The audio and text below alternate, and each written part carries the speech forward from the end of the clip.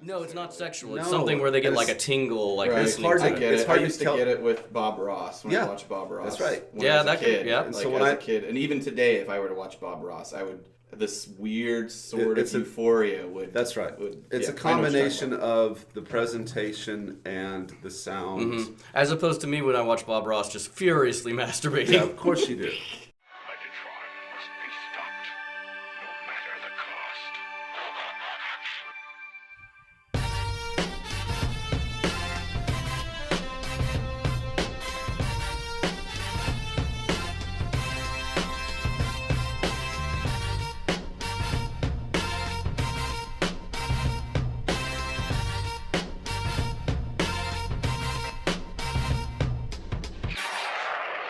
Cybertron! Hello, ladies and gentlemen, and welcome to the Autopod Decepticast. This is your weekly podcast that delivers a minute-by-minute breakdown of the 1986 Transformers movie. Yeah! We are at episode 36, which is covering minute 35:01 to the 36-minute mark. I am your host, Aaron, here with my wintry cold collective of computerized comrades, my co-hosts. Please introduce yourselves. I am Ryan. And I am Caleb. And are we halfway through? What's the halfway mark for this whole deal? Oh gosh, 85 divided by 2-ish. 40 something. and a half. Oh, God. Yeah, we're getting Listen, close. every episode that we go, I get a sad because it does have a lifespan. I like doing this. This is one of my favorite creative things to do, and it's like it does have an end date. And I'm like, cancer, kill me now. Super. We'll put his picture up at R.I.P. Caleb. He doesn't have cancer, everybody. Don't worry about that. If Transformers were real, and I'm not saying they're not, because like God, we have no proof that they're not real, but if they are real, what Transformer do you think would give the best gifts as we approach the holiday season here? I think Bumblebee seems very nice. He's thoughtful. Yeah, and he spends a lot of time with Spike, so he understands how important material goods are to humans. He seems like he'd give some good gift cards. Yeah, all right. Best Buy. All I want is an Amazon gift card. That's all I'm asking anybody to give me anymore. Oh, really? Yeah, it's so much easier for me. I can get exactly what I want. I don't have to pretend I like what somebody gave me. Whatever, you like everything I've ever given you. It's fine. I'm trying to imagine Soundwave like opening his chest and presents flying out of it. that or I think Wheelie would make a good stocking stuffer. I think Wheelie would be the type of guy who would be like a child where it brings you like a pine cone with like crayon markings on it. Peanut butter. Wheelie say, happy birthday! Okay. So, thank you for indulging in that. So, hey guys, we have a new iTunes review. Sweet. Awesome. The headline is My Favorite Transformers Podcast. Yeah. Mine too. These guys are hilarious. Great impressions, especially the guy that does Starscream. Wait a minute. Wait. So I'd like to thank our iTunes reviewer, Two Man War. All right. God. So this might be you. Well, I realized I can't believe I hadn't done it yet. I haven't either. I'm doing it in a little bit. Hey. I actually thought exactly of doing the exact same thing of saying how funny and handsome that Ryan guy is. I like that we have charted. We are Yeah. what is it? We're the number 18. We rank true. 18th. That's right. For Transformers podcasts. That's right. We're number 18.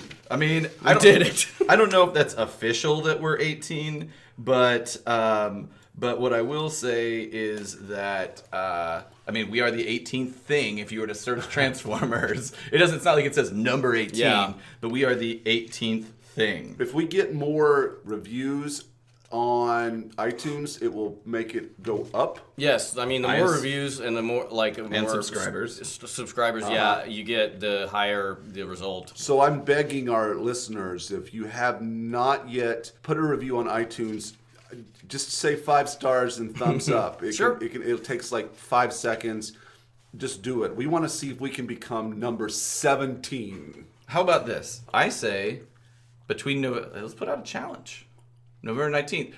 If you review, let us know and Tweet at us, and tweet at us, send us a PM or contact us. We've got Right. all our shits out there. It's not that hard. Yeah, we have ways for you to get We're on. going to send you a little personalize something. We're Really? not going to tell you what it is, but it's going to be something. So they need to give their home address or Yeah, P.O. box yeah, exactly. and your social security number, please. So that actually entails that you have to leave a comment. You have to comment. You can't just go in and rate. Rate and comment. And let us know. And then let us know. And then something a little 5 special stars. coming your way. Well, Five, yeah, please. 5 stars. Don't do this 4.5 bullshit. You can do halves. I don't know. I don't think you can. I don't know. You can only average out to halves. I don't know. So that's our lie about how you feel about us. Yeah. We don't. It doesn't have to be true. just give us 5 stars. If and it's you'll a get 3-star, it can be 3 stars in your heart. And so they'll get, and so they'll receive a special gift in the mail from us. Something It's personal, the holidays, guys. Something personal, and it won't. Each one will be different. unique and one of a kind. Yes. All right. Cool. It's on. It kicks off on the 19th of November, and we'll say through Christmas. Cool. Yeah, because that gives people an opportunity, like Yeah. they're visiting family and friends over Thanksgiving and Christmas. It gives Yeah, them and a you don't want to chance- talk to your stupid family, so go and lock yourself in the no. bathroom. Listen to our No, podcast. they need to talk to their stupid family so they can tell them about the Autopod Decast. Tell them about our podcast. Okay, it'll end December 25th. Get Crazy Uncle Joe interested in the podcast. We'd Yeah. love to have him on board. Uncle Joe. Trans what? I don't. That sounds like some. Is had that a- Japanese? I had it. Oh, God Joe, damn it. you I hate this. lovable racist. Last episode recap. We got Unicron attacking Moonbase 1. Jazz and Cliffjumper reporting what was happening to them, to the Autobots on Earth. And Jazz and Cliffjumper run to a ship. Did they take off? They started to take off. Yeah, hit they some hadn't taken buttons. off yet. And so that brings us to the top of the 35th minute here.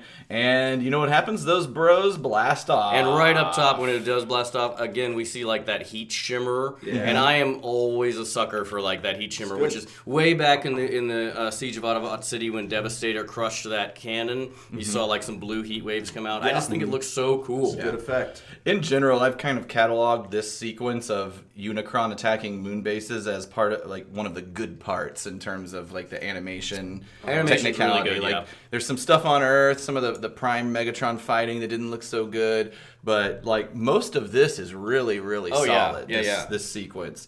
So they take off. And they get a little bit out there, but their Yeah. engines start to cut out, and We're not getting away. they get sucked in. And right here to- at 3511, there's just a straight up butthole going into his tooth anus. Like it's one of the pits on Moonbase 1, but it just looks like a butthole to me. It just looks So kind of weird. what happens to their ship? They get sucked in, or Yeah, what? they get sucked into Unicron. And this is the thing. But like, does that mean they die? well, who knows? It's but like, I mean, this is the thing again. So we're just it's a snuff film for Autobots because it's like, oh, presumably they're dead. So Jazz and Cliffjumper have now been killed. I will see spoilers soon. What happens to Spike and Bumblebee? But it's like basically you will in the next couple minutes eliminate every old Autobot that you loved and cared about. But actually, they had a lot more they could have drawn from. You don't see guys like Huffer, Beachcomber. True. And part of it, as we've spoken in the past, is that as this movie was being animated, they didn't know those characters existed because it was on a parallel path with Season 2. But there's even Season 1 guys you don't see. I don't know. There Perceptor was a Season 2 guy? Yeah, there was plenty to... Well, yeah, that's true. There was plenty to draw from, and they were using some. But, okay, so Spike and Bumblebee... Now, after this planet is devoured, they're going to kind of Skype in from Moonbase 2. And like Jazz and Cliffjumper, they're reporting back to Earth. And their report is that Moonbase 1 is fucked. And it looks like they are too. They're going to try and slow it down, but it is not looking good. The transmission starts to fuzz out. Daniel is alarmed. Dad! Yeah. Well, he's basically just, in his mind, watched his dad's death coming up. And this is interesting because Spike is wearing his exosuit, And in the season 1 and 2, when humans are on Cybertron, they can breathe. So presumably Cybertron has an atmosphere, but the moons do not. It's just they've become more. No, I think with the movies they've obviously More become sophisticated? more scientifically accurate. Well, and maybe he's doing work. Maybe he's putting work in, and he needs the exosuit. True, as we will see, the added exosuits strength. have Maybe he some just advantages. maybe wear it. I mean, it's pretty cool. I want one. Yeah, Spike grew up into a handsome man. Yeah, he's a dreamboat. He's got like some sideburns going on. He's got like, future sideburns. Watch Spike here. He like nervously looks to his left. I was going to mention that at where is it? Yeah, keep going forward, and then you'll see. Then immediately his eyes shift. To the front. 35-24. He does a side eye. but then watch him all of a sudden boink forward. Yeah. Boink. Oh, nice. Yeah, he's. I mean, I guess it is 2005, but it's still a trendsetter for side eye. Yeah. So they say we'll try and slow it down, but you better get here fast. Then it distorts, and I'm like, you better get here fast. There was just a huge war on Earth. 30% of our best guys are dead. Yeah. 1, we're not going to be there fast. 2, why would we ever even come there to begin with? Yeah. And 3, good luck. We're not coming at all. Sorry, Daniel. You're an orphan now. Also, you saw how quickly Moonbase 1 was dispatched. Oh, yeah. And it's like, you better get here in the next minute. Yeah. There's nothing anybody can do. So the other thing that I thought was weird about this sequence is, why is the signal for Jazz and Cliffjumper from our previous minutes so faint? Blaster, yeah. But the connection here is so clear, and they've got video, and it's very clear. I think maybe Unicron's presence causes a distortion, so since it's not close to it I yet. will go back to the thing that Jazz and Cliffjumper are idiots. They are the most incompetent duo. They're the Laurel and Hardy of the Autobots. They don't. They're like, we have a video. They didn't even know they probably were just not aware that they had video capability. Right. Again, we see Daniel at 35-29, and sitting with RC, and I mean, she kind of becomes like a protector in the show as well, and then later Daniel becomes her fucking head, That's right. which is weird. Look at the all right, so look at the cool landscape here, or the moonscape of Moonbase. Yeah, Moonbase 2. It is interesting because Moonbase 2, we're at 35-31. It does look way different than Moonbase 1. It has more organic qualities to it almost. Feeding back into that. Yeah, speaking of how good the animation is, I really love these parts where they're setting the Bumblebee and Spike are setting an auto-destruct to try to slow Unicron down. I like the red light. I just think everything looks really good. So Bumblebee is plugging in some wires, which I guess creates a bomb. He's hooking up the bomb. And activates the explosives. So he kind of plugs everything in. Spike does a little tweedly-dee and sets the timer for 20, whatever that means. And is it 20 seconds? Is it 20 minutes? Seconds. Well, that is a terrible time. It is. You can't do anything in 20 seconds. I do talk about this later. It's like, to get to the shuttle, that pre-fight sequence in the shuttle must be like, just hit a button and we go. That shuttle needs to already be on. They just need to get on and I hope there's no keys you have to find. And I am also, again, a sucker for a good old-fashioned auto-destruct sequence. It happens in, like, every other Star Trek episode. And movie. Mm-hmm. And, well, that's what I meant, a movie. And then I don't know why Bumblebee doesn't turn into a car. Yeah, hop into me. Yeah, let's and do this. Drive. I guess it's pretty close. But one thing I do love about this is I timed it, and so many times in auto-destruct sequences they cheat, and they do cheat a little, but only by 2 seconds. I timed it too. It says 22 seconds. Yeah. That's so weird. How did you decide where to start it? Because nobody actually hits the start button on the timer. He sets the timer, then Bumblebee comes up and is like, let's get out of here. And then they just both run away. Nobody hits the start button. I tried to, because it changes from 20 to 19, so I kind of like tried to. Do you think that when they were doing the pacing in this sequence that they maybe at least the editing they had to they wanted to try to hit that at 20? I don't know, man. It's pretty amazing. Like especially for an animated movie, like to get that right. It's cool when the panels are ripping up and you see like animated like circuits and stuff below the surface of the moon there. That's a thing, and that's one of my pet peeves is whenever they cheat and it's like 5, 4, 5, 4. It's like it just 3, 2. Yeah. So at 35:42, you're going to see Unicron descending on the planet. Spike and Bumblebee are running towards the ship. Debris is flying everywhere. Hurry, it's going to blow. And at about the 35:50 mark, the explosive timer continues to count down. Their ship takes off. Love, again, a great ignition sequence here. And they blast off. Unicron continues to ingest the moon base, which another awesome ingestion sequence. The way it they get away. into They get away all right. I love gosh, how complicated to animate. We're paused at 35:59, and his whatever mandibles, if you will, have just kind of inserted themselves, and they're pushing into the mouth. And the way the planet just crumbles under the pressure of it's a very complex animation. It just looks awesome. I mean, it is like eating a cookie to him. And really, the minute ends at that moment. We don't even get to the zero on the timer. Does the planet blow up or not? I don't know. Well, we have to wait until the next episode. All right.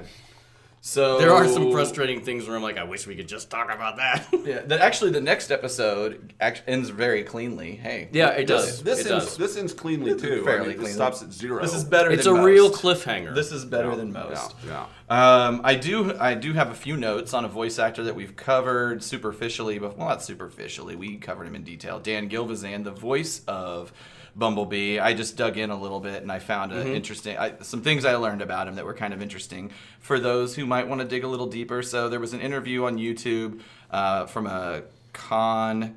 What was called TF Expo. Actually, it was in Wichita, Kansas, or something like that. We need to keep an eye out. Trains don't run out of Wichita. Listen, out you're a Stubbville? hog of cattle. What's that from? What the hell are you talking People about? train. People train run out of Stubbville. It's trains, planes, and automobiles. All right.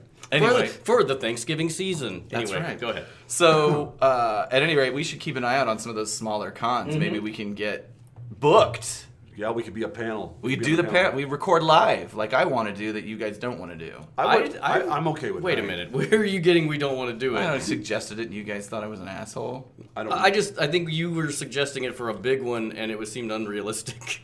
No way, man. It's realistic. We're number 18 on iTunes. Hey, we just beat, I can't remember what it was. It was called Team Transformers. We beat your ass, Team Transformers. We can't do this. But here's the deal. We still like you. I checked out Team Transformers. It's not even a Transformers podcast. It's business insights podcast. Transformer teams. Exactly. That's really funny. That's awesome. But anyway, Dr. Dan Gilvezan, TF Expo interview 2015, conducted by Vangelis, which you guys probably don't know who that is, but I watch him. Vangelis. Not the composer. This is a Transformers toy reviewer. No, don't look so sad. You just didn't know. You're ignorant. Just Caleb turns away. You're not stupid. You're ignorant. I'm turning So around. anyway, I don't remember that. he interviewed Dan Gilvezan, and Dan Gilvezan, first of all, has a very Alan Alda vibe about him. He looks like Alan Alda and sounds like Alan Alda in his normal talk. But anyway, he's written a book called Bumblebee and Me: Life as a G1 Transformer. Has 4.5 stars on Amazon. So if you were to want to buy me something for Christmas. Are you asking us or the listeners? I'm asking whoever. Now I'm going to get 50 copies of this fucking book. He also has 2 other books. He has one called Drowned in Grenadine, or How to Fail in Show Business by Really Trying, which is a fictionalized account of Dan's time in Hollywood. And he also has recently, or in the last few years, put out something called Soul, a novel. And it's a pure fiction novel. So he's writing some shit. It's about shoes. Let that sit there. I'll let you think about what you've done. So that's all I've got on voice actors. I did have just a little bit on Spike in particular. And I guess I have read most of the G1 comics, but maybe I forgot or never knew that Buster and Spike are 2 different characters in the books. Right. Buster is Spike's little brother. Right. I guess I just wiped that from my memory because I was reading about Spike, and in the comics, he's a dick. Is he? He's a fucking straight up asshole. Like, he comes back from college to find out that Buster's been kidnapped and that Sparkplug, their dad, is all involved with these Transformers. Like, maybe you never would have mentioned that on the phone or something. Yeah. I don't know. But like, yeah, and so He almost died early in the comics and Yes. came back and hated the Transformers because he almost died. Mm-hmm. And Spike never knew about that. No, he was just fucking banging co-eds and smoking weed. And so, but Spike gets together with Fortress Maximus, Right. basically becomes a headmaster, to Fortress Maximus, but only to rescue Buster. And then after he rescues Buster, he's like, nah, I'm done. And literally, well, not literally, but mothballs Fortress Maximus in the Ark and just deactivates him and goes back to his life. And then... I think he comes back at a certain point. He because does. I think Fortress Maximus becomes a leader of the Autobots yes, at a certain point. Yes, he but does it a couple of times. As Spike, with Spike as his, It head happened- guy's head. Yeah, it happens. Yeah, his head guy's head. It's levels upon levels. But it happens a couple of times where Spike comes back. It's always for like weird, selfish reasons, though. And then whenever Fortress Maximus battles Galvatron, whenever the Autobots are really, it's called the Last Autobot. I don't remember the issue number. I think it's like 80. Yeah, it's I high. think it's the final one. It's after Unicron's defeated. But Fortress Maximus, Spike agrees to join with him again, and Fortress Maximus basically takes over and it suppresses his consciousness. And then whenever he's fighting Galvatron, he can't beat him and has to tap into Spike to help him. And Spike's just being a little bitch, is like, man, I don't know, maybe you do, maybe I don't want to help you, and then agrees to help him. go get my master's degree. And like, yeah, so they beat Galvatron. It's like he's just an asshole at every step. Yeah, I don't know. I mean, so Bob Budiansky created the early comics from scratch and the characters and all that. I don't know. I guess the comics probably came out before the cartoon, and so I'm just because Sparkplug is always the name of the father figure. Yes. But Buster is the name of the human character in the comics. I don't know why they changed it to Spike for the show. I'm trying to remember. And Sam was the name they gave the Shia LaBeouf character for the movies. Sam Witwicky. Was it? I think so. Why all the name changes? But yeah, I know. I mean, maybe Spike feels like too 80s, so I could see why you'd change it for the 2000s movies. But Sure. But I don't know. Whatever. I just wonder at what point they decided this needs to converge, because in the cartoon, the final U.S. cartoons that had the headmasters, Spike did become the head of the guy that became the head of Fortress Maximus. Yeah, I don't know. In the comics, also, Fortress Maximus was not as giant. No, as he's he was. not much larger than Galvatron. Yeah, he's just a little bit bigger than the other headmasters, which I don't understand that either. But where were we going with this? Nothing. I was just talking about it. I just went down a rabbit hole last night about Spike, and I'm like, oh yeah. Because I'm thinking in one of our earlier episodes, I mentioned that Spike was the one who found Prime's head in one of the early comics, but it's not. It's Buster. So I, correct myself on that. Gotcha. Rip Deviations. Mine's pretty short. My version, which as we've discussed in the past, is gotta be a more recent version than your version. We think your version is a really early draft. My version that I've been following is probably, maybe the draft right before the final draft. It's more whittled down for sure. But the difference on mine is that when Spike and Bumblebee contact Earth, they reach Ultra Magnus on what is a portable communication device, not the 1990s public library monitor that we see them on in the movie. And Spike tells Ultra Magnus that it's a terrible nightmare. Finally, this is actually really interesting, and there's sort of either an editing flub, but so we're going to get to Galvatron and giving his Cybertron and its moons line in the next minute, but in the script, he delivers that line in between the moon crunchings. So put a pin in that, because we'll come back to it. Okay. But technically, by the script that I have, Moonbase 1 gets eaten, then Galvatron's like, rah, rah, rah, rah, Unicron, and then the next one gets eaten. But that's not the way it happens on screen. Yeah, that doesn't work as well. It's sequenced weird. I mean, I think actually it could work better. it could, but like Unicron's reaction. Right. We'll get to it. Yeah. Okay, so in mine, this one's pretty short. If you remember from last episode, it was a whole bunch of shit.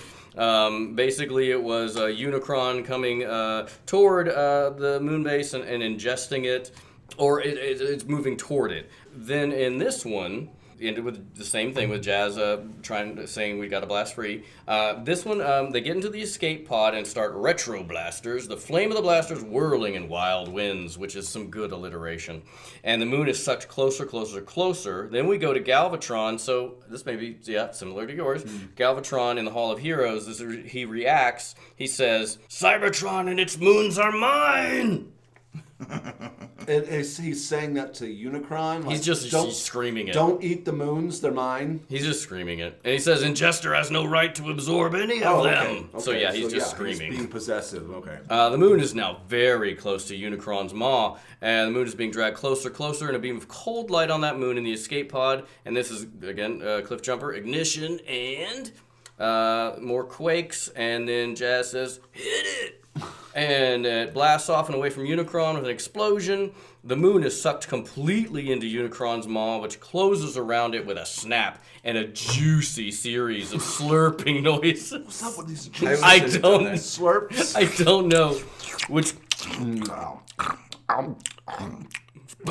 If anybody could have made Goodbye, listeners who hate that. if anybody could have made a slurping sound for this, it would have been our man Orson Welles. He probably had the residue of a steak that he'd had prior to Stuck in his teeth. Yeah. Got like half a lamb chop. Orson Welles strikes me as the type of guy that always has a toothpick in his mouth. That was a delicious 4 chickens I had. Yeah. Oh, yeah. Okay, so the color of Unicron changes again, and the illumination within Unicron shifts and glows in an odd series of patterns, which I guess like a crystal ball or something, like a cloudy crystal ball. And then the ghostly voice of Ingester. And in this one, there's no Moonbase 2. So that's the end of that sequence. Yeah.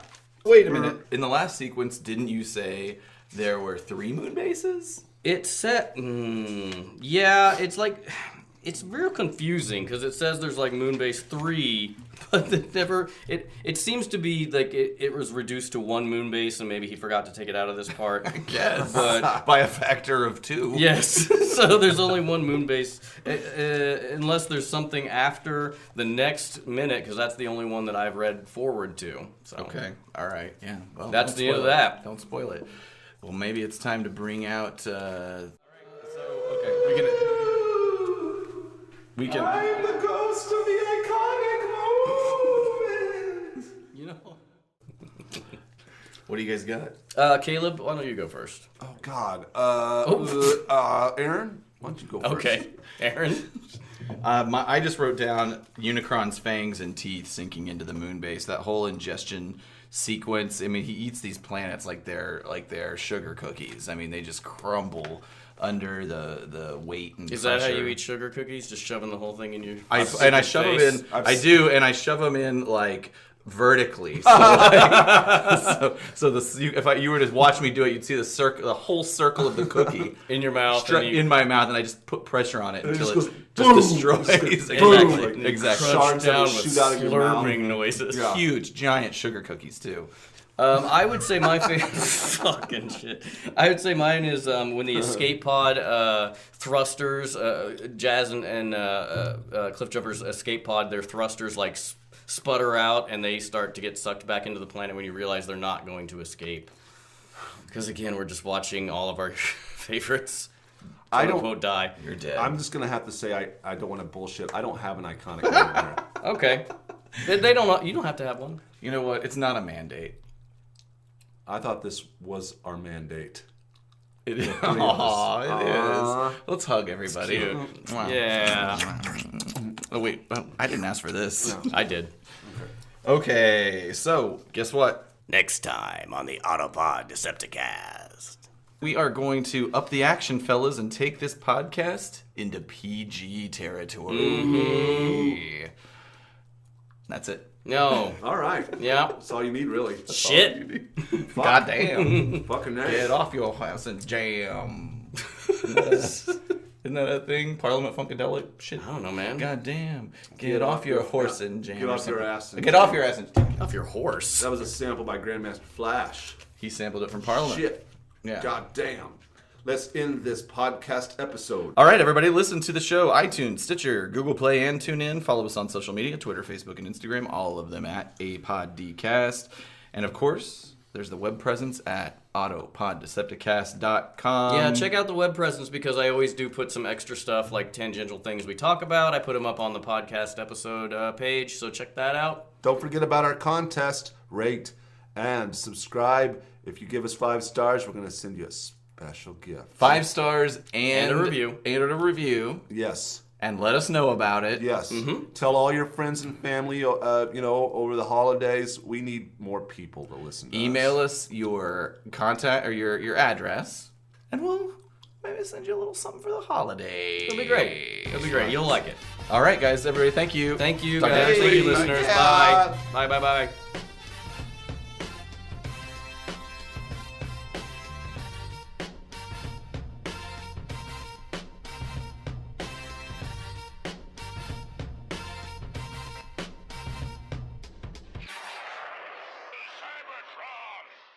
So I was saying earlier that I've been listening to a lot of like beef raps, battle raps, like hip hop. I just shit. wish the raps were about like burgers. McDonald's is better than Burger King. A beef about beef. That's right.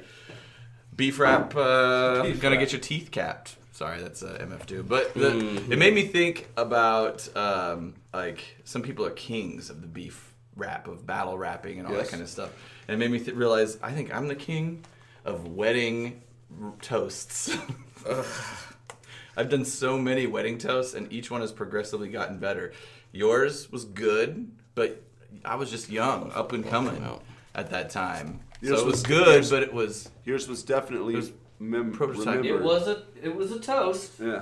And then with Ryan, Sophie, come here. I got even better.